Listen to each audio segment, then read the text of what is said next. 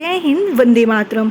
So friends, आज की इस वीडियो में हम बात करेंगे बैक्टीरिया यानी कि जीवाणु के बारे में। इससे पहले हम लोगों ने बैक्टीरिया के बारे में बात किया था, जिसमें हम लोगों ने बहुत सारी चीज़ों का अध्ययन किया था। बैक्टीरिया का स्टडी किसमें करते हैं, इसका डिस्कवर किसने किया था, सबसे पहले बैक्टीरिया का डिस्कवर किसने किया था, बहुत सारी चीज़ें हम लोगों ने बैक्टीरिया के बारे में बेसिक इन्फॉर्मेशन जाना था। तो अब हम लोग बात करेंगे बैक्टीरिया के स्ट्रक्चर के बारे में कि बैक्टीरिया का स्ट्रक्चर कैसा होता है और उसके स्ट्रक्चर में जो जो भी चीज़ें फिल होती है उसका यूज़ क्या है। तो चलो जानते हैं आज की इस क्लास में। बने रहिए हमारे साथ वीडियो के अंत तक। और आपने अभी तक हमारे चैनल को सब्सक्राइब नहीं किया तो जल्दी से चैनल को सब्सक्राइब कर दीजिए, क्योंकि आप किसी भी सेंट्रल या स्टेट की तैयारी कर रहे हैं या फिर आप किसी भी मेडिकल स्टूडेंट हैं, आप मेडिकल में किसी भी चीज़ की तैयारी कर रहे हैं, तो ये वीडियो आपके लिए काफ़ी यूजफुल होने वाली है। और स्पेशली अगर आप क्लास 11th या 12th के स्टूडेंट हैं तो मोस्ट इम्पॉर्टेंट टॉपिक है आपके लिए ये। किसी भी एग्ज़ाम के लिए, सभी एग्ज़ामों में ये आपके बैक्टीरिया कंपलसरी है। तो देखिए, हम सबसे पहले बात करेंगे बैक्टीरिया की संरचना के बारे में, और उसकी संरचना में जो जो चीज़ें भी हैं आपको हम बताएंगे। एक चीज़ें क्या होता है, ये टाइप्स ऑफ फ्लैजेला क्या होता है, सेल वॉल क्या होता है, सारी चीज़ें पर डिस्कशन करेंगे। तो सबसे पहले देखिए, ये बैक्टीरिया का आपका स्ट्रक्चर है। आपने अगर फर्स्ट वीडियो नहीं देखा तो फर्स्ट वीडियो ज़रूर देख लीजिएगा, तभी आपको समझ में आएगा सेकंड वीडियो, क्योंकि फर्स्ट वीडियो में जो आपको बेसिक इन्फॉर्मेशन बैक्टीरिया के बारे में दिया गया है वो आपके लिए काफ़ी इंपॉर्टेंट है जानने के लिए। देखिए, सबसे पहले हम बात करते हैं ये बैक्टीरिया के स्ट्रक्चर के बारे में। ये एक प्रकार की आपकी बैक्टीरिया है, और बैक्टीरिया जो है आपका, यहाँ पर आपको देखने को मिल रहा है कि बैक्टीरिया का स्ट्रक्चर कुछ इस तरीके से बना हुआ है, ठीक है। और आपको बहुत सारे नेम मेंशन मिल रहे हैं, जैसे कि आपको हिंदी और इंग्लिश दोनों में मैं बताऊंगी। यहाँ पे जैसे कि खोल हो गया, कोशिका भित्ति हो गई, प्लाज्मा झिल्ली हो गया, कोशिका द्रव्य हो गया, राइबोसोम, प्लाज्मिड और पेलाई, ठीक है। इतनी चीज़ें आपको यहाँ पे देखने को मिली, साथ ही आपको डीएनए भी मिला देखने को, ठीक है। अब देखिए, यहाँ पर इसको इंग्लिश में क्या कहते हैं, एक एक चीज़ें ध्यान से समझिएगा। अब जैसे कि मैंने यहाँ पर बात किया है आपसे, सबसे पहले हम कोशिका भित्ति की बात करते हैं। कोशिका भित्ति यानी कि सेल वॉल। कोशिका भित्ति को इंग्लिश में हम सेल वॉल के नाम से जानते हैं, ठीक है। ये आपका सेल वॉल हो गया। अब देखिए, सेल वॉल क्या होता है अगर हम बात करते हैं। सेल वॉल आप देख रहे हैं बैक्टीरिया की जो आउटर इनर कवरिंग है, ठीक है। आउटर कवरिंग और इनर कवरिंग, दो कवरिंग है यहाँ पर आप देख पा रहे हैं। तो जो ये कवरिंग है, एक आपकी कोशिका भित्ति है और एक आपकी प्लाज्मा झिल्ली है। तो जो ग्रीन वाला मेंशन है वो प्लाज्मा झिल्ली है, और जो येलो वाला मेंशन है वो आपकी कोशिका भित्ति है, और जो बाहर रेड वाला आपको दिख रहा है वो आपकी पूरी एक कवरिंग है, खोल है, ठीक है। अब यहाँ पर समझना क्या है, मैं बात कर रही हूँ कोशिका भित्ति की यानी कि सेल वॉल की, ठीक है। फिर हम नेक्स्ट बात करते हैं प्लाज्मा झिल्ली। प्लाज्मा झिल्ली को हम क्या बोलते हैं, इसे हम सेल मेम्ब्रेन कहते हैं या हम प्लाज्मा मेम्ब्रेन के नाम से जानते हैं। कोशिका द्रव्य, कोशिका द्रव्य एक ऐसा द्रव्य होता है, एक ऐसा चिपचिपा पदार्थ होता है जो हमारे बैक्टीरिया के अंदर पाया जाता है, और उसके अंदर बहुत सारे चीज़ें पाई जाती हैं, जैसे कि आपको डीएनए, राइबोसोम, प्लाज्मिड, ये सारी चीज़ें आपको कोशिका द्रव्य के अंदर मिलता है। कोशिका द्रव को इंग्लिश में कहते क्या हैं, तो आपको बताना है साइटोप्लाज्म कहते हैं, ठीक है। याद रखिएगा, साइटोप्लाज्म कहा जाता है। अब ये दिया साइटोप्लाज्मिक मेम्ब्रेन। तो साइटोप्लाज्मिक मेम्ब्रेन क्या है, ये कोशिका द्रव के चारों ओर जो कवरिंग है ना, उसे हम कहेंगे साइटोप्लाज्मिक मेम्ब्रेन, ठीक है। उसके बाद यहाँ पर आपके देखो छोटे छोटे मॉलिक्यूल आपको दिख रहे हैं। तो जो छोटे छोटे मॉलिक्यूल आपको यहाँ पे दिख रहे हैं, देखने को मिल रहे हैं, उसे हम बोलते हैं राइबोसोम, ठीक है। उसे हम क्या बोलेंगे भाई, उसे हम बोलते हैं राइबोसोम, ठीक है। और इंग्लिश में भी इसे राइबोसोम के नाम से ही जाना जाता है, ठीक है। ये वाला पार्ट आपका राइबोसोम है, ओके। अब आपका आता है यहाँ पर देखिए प्लाज्मिड, ठीक है। प्लाज्मिड, अब प्लाज्मिड, पिलाई, ठीक है। ये सारी चीज़ें हुआ। डीएनए और आरएनए, डीएनए आरएनए, ये देखिए जो न्यूक्लियोइड दिया है गोलाकार डीएनए, तो डीएनए और आरएनए ये है आपका, ओके। तो मैंने आपको इंग्लिश में बता दिया सारी चीज़ें। जो पिल्ली लिखी है देखिए, इससे ये आपको यहाँ पे ये दिया है, इसको इंग्लिश में यही बोलते हैं, ओके। अब देखिए, अब आपको एक एक चीज़ समझना है कि बैक्टीरिया के अंदर जितनी चीज़ें मेंशन है वो होता क्या है, इसका क्या फंक्शन होता है, ठीक है। अब आपको बहुत ध्यान से समझना है। यहाँ पर देखिए एक चीज़ और आपको बता दें, यहाँ पे लिखा हुआ है बैक्टीरिया फ्लैगेलस, ठीक है। बैक्टीरिया फ्लैगेलस, तो बैक्टीरिया फ्लैगेलस बोले तो फ्लैजेला, ठीक है।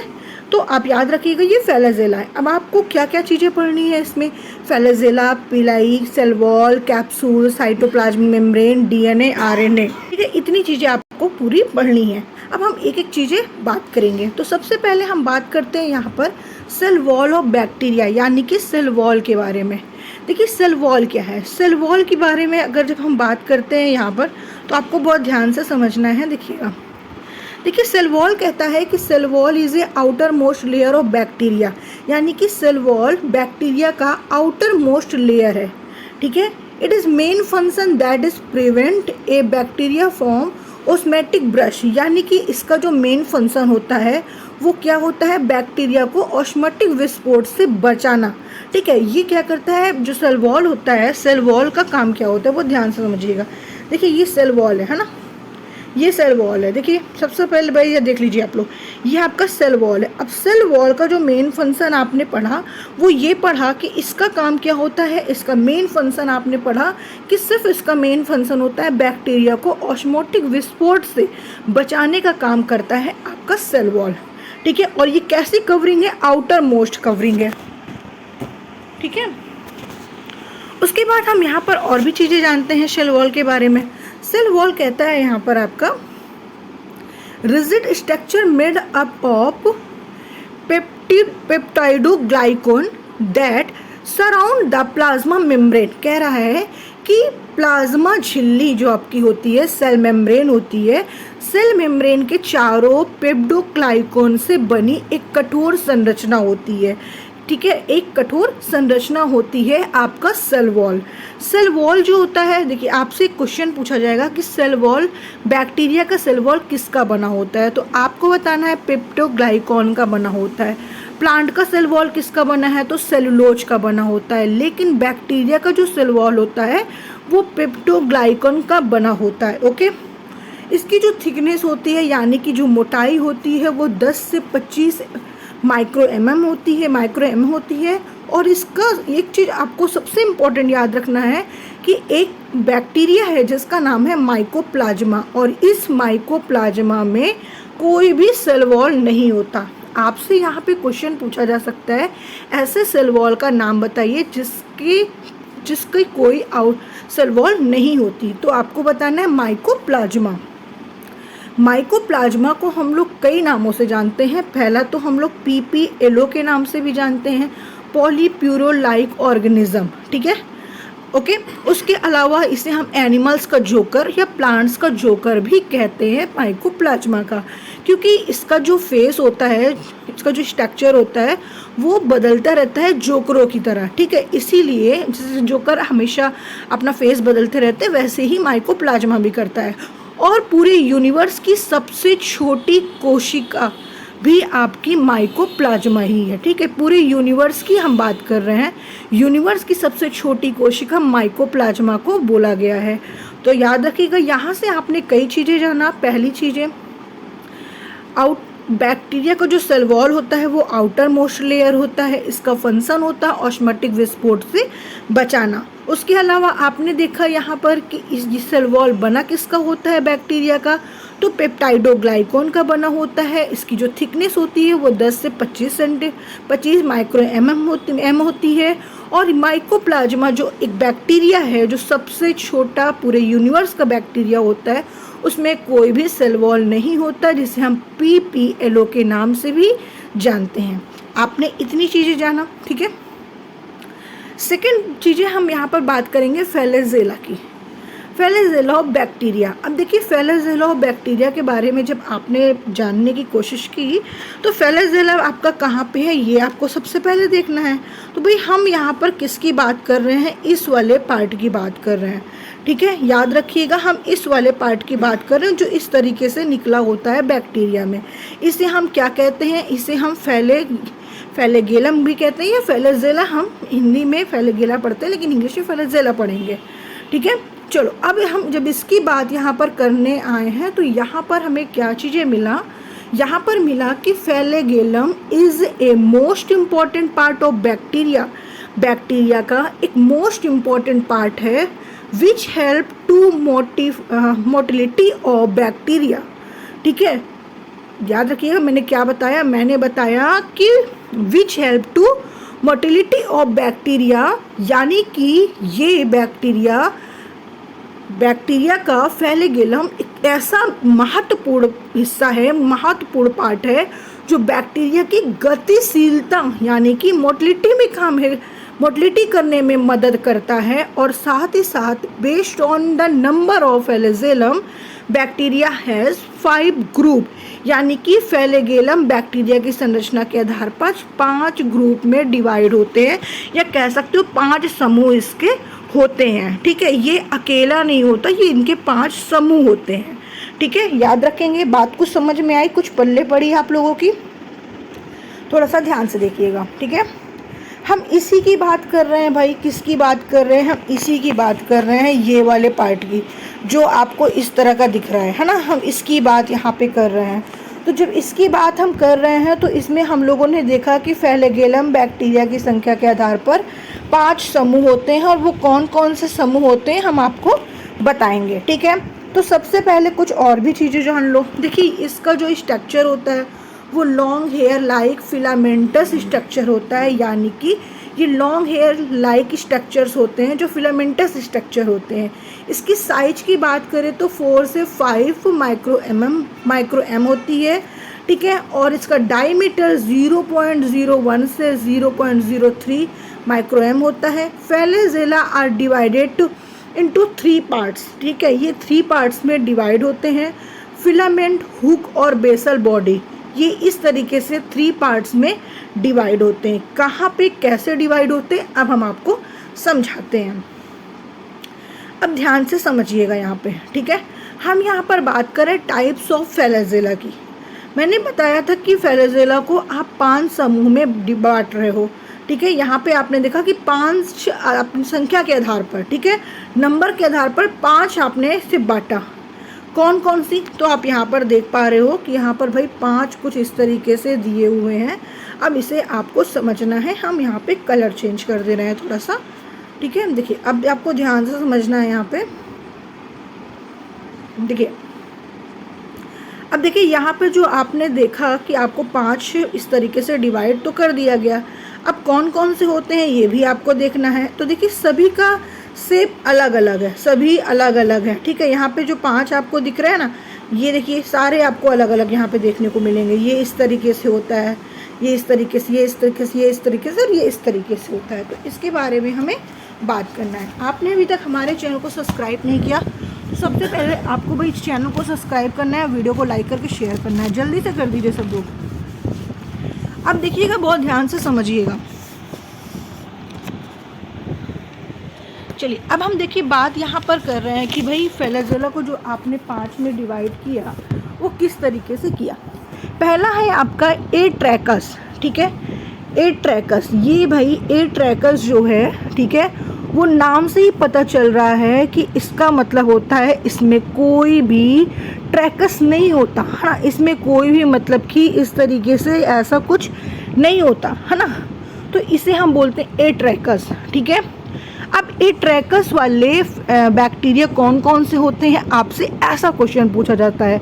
यानी कि देखिए, ए ट्रैकस का मतलब ही यही होता है, हेयर लाइक पार्ट। ठीक है, ट्रैकस का मतलब होता है हेयर लाइक पार्ट, लेकिन ए ट्रैकस का मतलब विदाउट, है ना।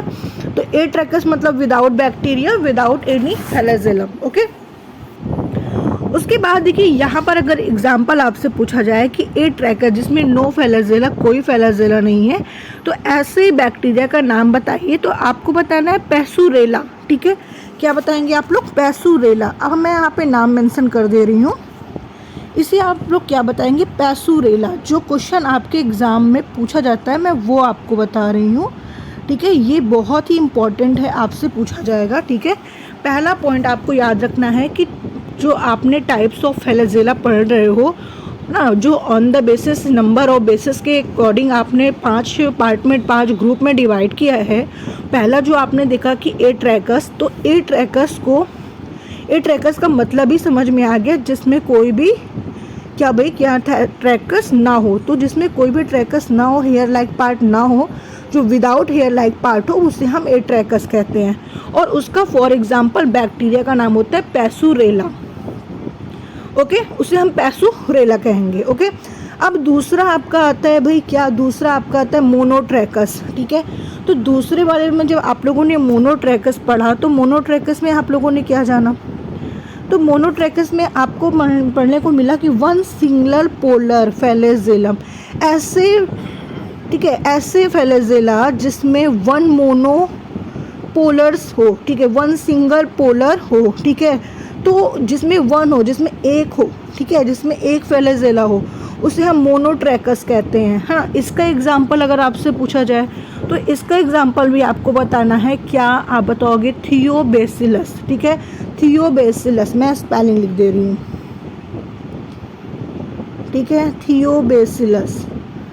ओके, अब देखिए यहाँ पर थर्ड नंबर की हम बात करते हैं। ठीक है, थर्ड नंबर की जब हम बात करते हैं यहाँ पर, तो जिसे आप लोग क्या कहोगे, तो आप लोग इसे कहोगे लोफोट्रैकस। ठीक है, लोफोट्रैकस। अब भाई यहाँ पे लोफोट्रैकस जिसमें फ्लैजेला एक साइड एक गुच्छे में हो, ठीक है, एक साइड एक गुच्छे में हो। तो देखिए एक साइड है ये, है ना, ये एक साइड निकले हैं लेकिन एक ही गुच्छे में है ना, जैसे यहाँ पे दो हैं, दो में निकले हैं, लेकिन यहाँ पे एक में निकले हैं। तो जो लेफोट्रैक, ठीक है, जो आपका लेफोट्रैकस होगा वो ऐसे होंगे, ऐसे फ्लैजेलम होंगे जिसमें फ्लैजेला एक साइड गुच्छे में हो, ऐसे बैक्टीरिया वाले होंगे। ठीक है, याद रखेंगे।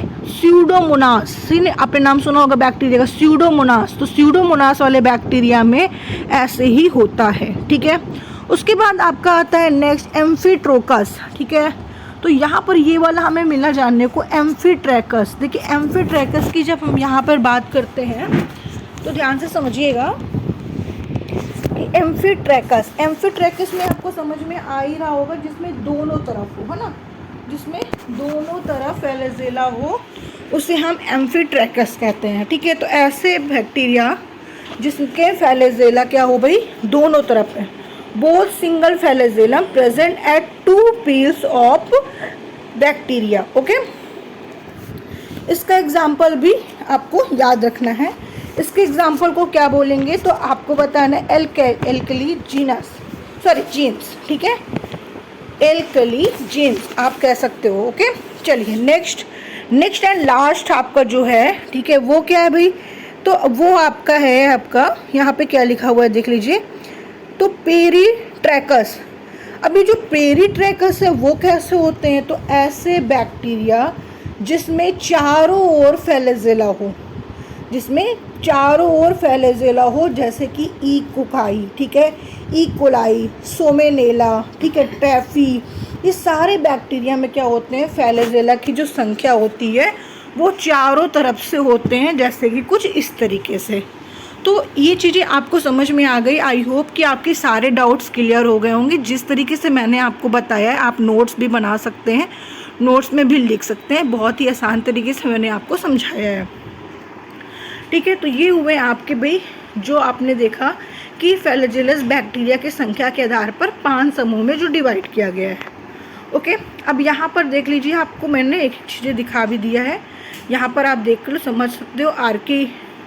ठीक है, आर्की कैसे होते हैं, मोनो वाले कैसे होते हैं, लोफो वाले कैसे होते हैं, एम्फी कैसे होते हैं, और ट्रैकस कैसे होते हैं, सभी यहाँ पे मेंशन है, आप यहाँ पर देख पा रहे हो। ये आपका सबसे अच्छा एग्जाम्पल है, स्ट्रक्चर बना हुआ है। ओके, अब हम यहाँ पर बात करते हैं फंक्शन ऑफ फ्लैजेला की।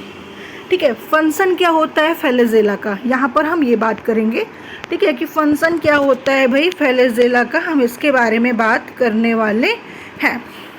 तो फंक्शन की जब बात आती है तो फंक्शन यहाँ पर बात करेंगे रिस्पॉन्सिबल फॉर मोटिलिटी, यानी कि गतिशील के लिए जिम्मेदार होता है। ठीक है, ये मोटिलिटी करने में हेल्प करता है। ठीक है, आपको याद रखिएगा, गतिशील करने में हेल्प करता है। दूसरा आपका होता है कीमोटैक्सिस। ठीक है, हेल्प इन कीमोटैक्सिस में मदद करता है। थर्ड आपका है हेल्प इन बैक्टीरिया फोटोजेनिसिटी एंड सर्वाइवा। ठीक है, सर्वाइवा, यानी कि आपका बैक्टीरिया जो होता है वो रोग जनकता और जीवित रहने में मदद करने में हेल्प भी करता है आपका ये फ्लैजेला। ठीक है, तो ये हुए आपके फ्लैजेला का, समझ में आया फ्लैजेला क्या है, आई होप कि आप बहुत ही अच्छे से समझ चुके होंगे कि फ्लैजेला होता क्या है, इसका मेन क्या काम होता है। फ्लैजेला किसका बना होता है, तो भाई प्रोटीन बनाने में, अच्छा फ्लैजेला जो होता है ना, याद रखिएगा कि फ्लैजेला प्रोटीन बनाने में भी हेल्प करता है। ठीक है, ये प्रोटीन बनाने में भी हेल्प करता है, याद रखिएगा, वेरी वेरी इंपॉर्टेंट है ये चीज़ें। ठीक है, अच्छा इतनी चीज़ें आपको समझ में आ गई। अब हम बात करते हैं यहाँ पर किसके बारे में, तो भाई हम बात करेंगे यहाँ पर पिलाई के बारे में। ठीक है, अब इसके बारे में बात करें तो ये भी जो होता है वो प्रोटीन से बना होता है। ठीक है, ये जो होता है प्रोटीन से बना होता है, आपको याद रखना है, वेरी वेरी इंपॉर्टेंट है ये आपके लिए जानना कि ये प्रोटीन से बना होता है। ये होता क्या है, कैसे दिखता है, तो स्ट्रक्चर देखो थोड़ा सा। भाई यहाँ पर जब आपने स्ट्रक्चर देखा तो बैक्टीरिया में जो आपको इस तरीके का शेप निकला दिख रहा है ना, इसी को बोलते हैं पिलाई। ठीक है, और हमें इसी के बारे में पढ़ना है, तो इसके बारे में पढ़ने के लिए आपको थोड़ा सा समझना होगा। ठीक है, चलिए देखते हैं ये है क्या। अब देखिए, जब आप लोग इसके बारे में यहाँ पर देखें तो यहाँ पर लिखा है कि pili may be present in gram positive bacteria and also found in gram negative bacteria and pili produce a two main function, motility and transfer genetic material of bacteria. यानी कि जो पिलाई होता है वो प्रेजेंट होता है किसमें, ग्राम बैक्टीरिया में, ग्राम पॉजिटिव बैक्टीरिया में।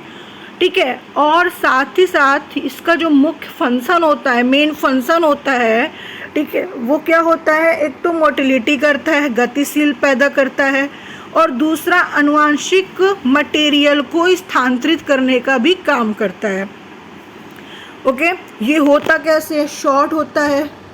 ठीक है, ये शॉर्ट होता है, शेल वॉल इसमें होते हैं, अंदर से खोखला होता है, नॉन हेलिकल फिलामेंटस स्ट्रक्चर होता है, यानी कि गैर पेचदार तंतुमय संरचना होती है, नॉन हेलिकल फिलामेंटस स्ट्रक्चर। ठीक है, इसकी लेंथ जो होती है वो 0.5 माइक्रो एम होती है, डायमीटर 0.01 माइक्रो एम होता है, और ये बना किसका होता है, मैंने पहले ही बताया आपको, प्रोटीन का। और आपको जो सबसे इम्पोर्टेंट बात बतानी है वो ये कि help in adherence to host cell, यानी कि ये कोशिकाओं से जुड़ने में मदद करते हैं। कैसी कोशिकाओं से जुड़ने में, जो ऑप्शंस मेजबान होते हैं, यानी कि जो ऑप्शंस होते हैं, ठीक है, जो एंड्रिश होते हैं, यानी कि जो मेजबान कोशिका होते हैं, उनसे जुड़ने में मदद करते हैं। अब इस स्ट्रक्चर को देखने से आपको साफ समझ में आ चुका होगा। भाई ये वाले पार्ट को तुमने पढ़ लिया पूरा अच्छे से। ठीक है, जो मोटिलिटी करने का काम करता है, गतिशीलता करने का काम करता है। इस वाले पार्ट को जब पढ़ने को देखा तो इसमें भी इसका भी यही काम होता है भाई, क्या गतिशीलता में भी हेल्प करता है, साथ ही साथ ये आनुवांशिक पदार्थ को भी स्थानांतरित करने में हेल्प करता है।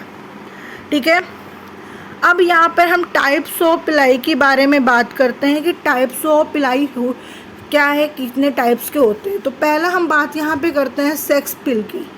ठीक है, पहला हम बात करेंगे किसकी, सेक्स पिल की। जब हम सेक्स पिल की बात करते हैं तो it help to transfer a DNA of bacteria during the bacteria conjugation process, यानी कि ये बैक्टीरिया के संयोजन प्रक्रिया के दौरान बैक्टीरिया के डीएनए को स्थानांतरित करने में मदद करता है। भाई आपने देखा ना कि ये आनुवांशिक पदार्थ को स्थानांतरित तो करता है, लेकिन स्थानांतरित जो आनुवांशिक पदार्थ को करता है वो कौन से आनुवांशिक पदार्थ को, तो डीएनए को। ठीक है, जिसका फुल फॉर्म होता है डीऑक्सीराइबोन्यूक्लिक एसिड, यानी कि डीएनए को स्थानांतरित करने में मदद करता है। It help to motility in some bacteria, यानी कि बैक्टीरिया में गतिशीलता में भी मदद करता है। उसके अलावा भाई take part in bacteria conjugation. ठीक है, यानी कि कंजक्शन बनाने में भी ये हेल्प करता है। ठीक है, उसके अलावा लार्जर दैन नॉर्मल पिलाई 10 से 20 माइक्रो एम इसकी जो लेंथ होती है। ठीक है, और few in number, just 1 to 4 in number, यानी कि संख्या में कम होते हैं। कितने होते हैं, 1 से 4 तक होते हैं। ठीक है, अब हम यहाँ पर बात करते हैं कैप्सूलोबैक्टीरिया की। अब जब हम कैप्सूल की बात करने आते हैं तो हमें यहाँ पर दिखता है कुछ इस तरीके का स्ट्रक्चर। तो कैप्सूल वाले पार्ट कौन से होते हैं, तो भाई स्ट्रक्चर को ध्यान से देखना। ये वाला जो पार्ट आपका होता है, ये वाला जो पार्ट होता है जो पिलाई से जुड़ा होता है ना, ये वाले पार्ट को हम कैप्सूल कहते हैं। अब ये कैप्सूल है क्या, है ना, ये कैप्सूल है क्या। तो जब कैप्सूल की बात यहाँ पे आप करने बैठते हो तो हम इसके बारे में जानेंगे कि कैप्सूल होता क्या है। अब बहुत ध्यान से आपको समझना है कि कैप्सूल होता क्या है, ठीक है। देखिए, जब हम कैप्सूल की यहाँ पे बात करेंगे तो लिखा है कि capsule is the outer most structure of bacteria. Capsule जो होता है वो आउटर मोस्ट स्ट्रक्चर होता है बैक्टीरिया का, मेड अप ऑफ पॉलीसैकेराइड। ये किससे मिलकर बना होता है, पॉलीसैकेराइड से मिलकर बना होता है। If bacteria make very strong covering to outside of body then, यानी कि ये कह रहा है कि बैक्टीरिया तो भाई किससे बना होता है, सबको पता चल गया, पॉलीसैकेराइड से बना होता है। और ये स्ट्रॉन्ग होती है, स्ट्रॉन्ग कवरिंग होती है। साथ ही साथ it is called capsule which can not be remove by washing, यानी कि इसे कैप्सूल कहते हैं, ठीक है। जो बाहरी आवरण होता है, ठीक है, किसका, बैक्टीरिया का, ठीक है। कैप्सूल पॉलीसैकेराइड से बना होता है और बैक्टीरिया के शरीर में बहुत मजबूत आवरण बनाते हैं, तो इसे हम कैप्सूल कहते हैं। और इसे धोने से नहीं हटाया जा सकता। जब आप कहने का मतलब ये है कि बैक्टीरिया के, सोचो कि कैप्सूल को मैं हटा सकूं, तो आप इतनी आसानी से नहीं हटा पाओगे। आप वॉश करोगे फिर भी ये नहीं हटेगा। नेक्स्ट दिया है कि if bacteria make loose outer covering means it can remove by the washing then it is called similar layer, यानी कि जो बैक्टीरिया है वो एक ढीला बाहरी आवरण बनाते हैं, धोने से हटाया जा सकता है, इसे हम स्लाइम लेयर कहते हैं। मतलब कि बैक्टीरिया का जो कैप्सूल होता है, ठीक है, तो एक ऐसे भी होते हैं जो ढीली बाहरी आवरण बनाते हैं जिसे हम धोने से हटा सकते हैं, ठीक है। और जो पॉलीसैकेराइड से बने होते हैं, जो स्ट्रॉन्ग वाले होते हैं, उन्हें हम धोने से भी नहीं हटा सकते। तो जिन्हें हम धोने से हटा सकते हैं उसे हम स्लाइम कहते हैं, और जिसे धोने से नहीं हटा सकते उसे हम कैप्सूल कहते हैं। तो बात तुम्हें समझ में आ गई होगी कि लूज थिन जो होता है वो स्लाइम लेयर होता है, और जो लॉन्ग टाइट थिक होता है उसे हम कैप्सूल कहते हैं, ठीक है। मतलब इसका काम होता है कि एक बैक्टीरिया को दूसरे बैक्टीरिया के साथ अटैच होने में मदद करना। बात क्लियर हुई, ठीक है। कैप्सूल का जो मेन फंक्शन होता है, ये एक बैक्टीरिया से दूसरे बैक्टीरिया को अटैच करने में मदद करता है। आप कैप्सूल को एक हिसाब से कह सकते हो आउटर मेम्ब्रेन, ठीक है, आउटर मेम्ब्रेन, ठीक है। अब आपका लास्ट एक पॉइंट यहाँ पर दिया है कि if many bacteria are combined to each other and the from a hard outer covering which can not wash off then it is called biofilm, ठीक है, बायोफिल्म्स। यानी कि कई बैक्टीरिया एक दूसरे से मिलकर कठोर बाहरी आवरण बनाते हैं जिसे हटाया नहीं जा सकता, जिसे हम बायोफिल्म्स भी कहते हैं। Doubt clear? अब ध्यान से समझिएगा। अब आपने ये देखा कि पढ़ा कि कैप्सूल या आउटर कवरिंग जो होती है, जो आउटर कवरिंग कह सकते हो, आउटर जो कवरिंग होती है वो तीन तरीके से देखा। जो कैप्सूल होता है उसे आप वॉश करके नहीं हटा सकते हो, जो स्लाइम होता है उसे आप वॉश करके हटा सकते हो, और जो बायोफिल्म होता है वो एक दूसरे से मिलकर इतने कठोर आवरण बनाते हैं जिसे हटाया ही नहीं जा सकता किसी भी हालत में, तो उसे हम बायोफिल्म्स कहते हैं। Doubt clear? तो आपने आज की इस क्लास में क्या क्या चीज़ें देखा, आपने इस क्लास में जो जो पढ़ा, मैंने बैक्टीरिया के कुछ स्ट्रक्चर के बारे में आपको पढ़ाया, और बैक्टीरिया के स्ट्रक्चर में आप लोगों ने बहुत सारी चीज़ों को कवर किया, जैसे कि आपने पिलाई, फ्लैजेला, कैप्सूल, ये तीन पार्ट को आपने इधर कवर कर लिया। अब कुछ बेसिक चीज़ें आपको बतानी है। यहाँ सेल वॉल भी आपने कवर किया है, कुछ चीज़ें जैसे कि plasma membrane, ribosome, plasmid DNA, ठीक है, साइटोप्लाज्म, मीसोसोम, क्रोमोसोम, छोटी छोटी चीज़ें हैं जो मैं आपको नेक्स्ट क्लास में बताऊंगी। तो वीडियो कैसी लगी हमें कमेंट करके ज़रूर बताइएगा, और नेक्स्ट वीडियो के लिए चैनल को सब्सक्राइब करके रखिए, जिससे कि जैसे ही अपलोड हो आपके पास नोटिफिकेशन आ जाए। और मैं उम्मीद करती हूँ कि मेरा समझाया हुआ आपको समझ में आएगा, क्योंकि जितनी आसान भाषा में मैंने समझाया है शायद ही आपको कोई समझा